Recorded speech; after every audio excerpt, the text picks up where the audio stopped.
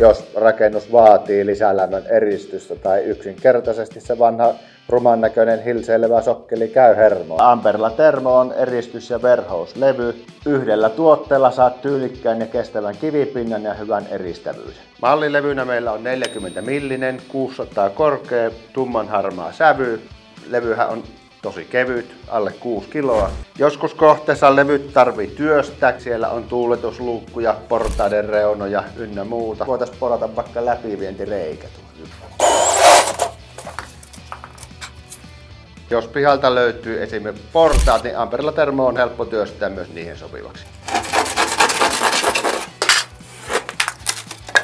Monia mietityttää, miten levyjen asennuksessa on huomioitu sokkelin tuuletus tai mahdollinen kosteuden siirtyminen sieltä pois. Laastiasennuksessa laasti kammataan sokkeliin 10 millin kammalla pystyyn ja levyyn ohkaisemalla kammalla vaakaan. Ja levy painetaan siihen niin, että sinne jää tuuletusrako tänne levyn ja sokkelin väliin.